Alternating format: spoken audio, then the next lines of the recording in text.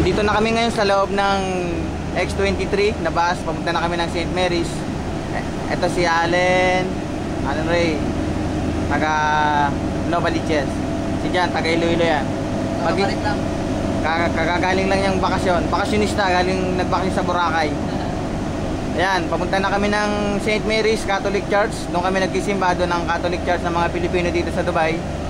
So, Ramadan ngayon, kaya bawal ang pagkain. Diet muna kami sa tubig ngayon. Kahit tubig, bawal. Ito, papalabas na kami ng International City.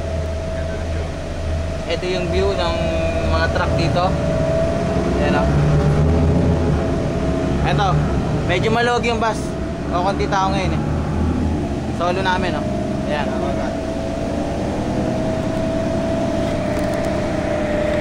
Oo, tari. Ayan. Ito naman si paring Conrad Bugia. Ayan. Sitting happily inside the Solo ko, ako may-ari ng bus. RTA bus. Ako may-ari ng bus. Ako si Al Maktoum, owner of Dubai. Yan, makikita nyo sa background, tumatakbo kami. Yan, makikita nyo ngayon yung mga buhangin ng Dubai. Yan, ito parang arid desert na dinadaanan namin na yan. Yan, makikita nyo. Yan. Ilubit-bitibit po.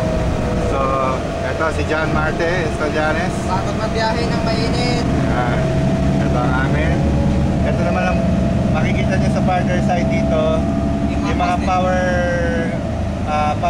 power post na mga dinadaanan ng electric cables para mabigyan ng lighting ang buong Dubai. Ang tawag niya sa Pinas, Telegra, yung mga poste na yan, Telegra. Yan, Telegra. Meron din dito niyan. Yan. Actually, kung makikita nyo dito sa dinadaanan namin, kukuha tayo ng view. Nice yan. Nice, Conrad. Pansinin nyo, tuwing dumadaan kami, wala kayong nakikitang gaano kable ng mga poste. Yan. Yan. Kasi lahat ng dumadaan dito, fiber optic canal ang ginawa nila. Wala nakikita. Oh, yan. Si Maring Conrad lang.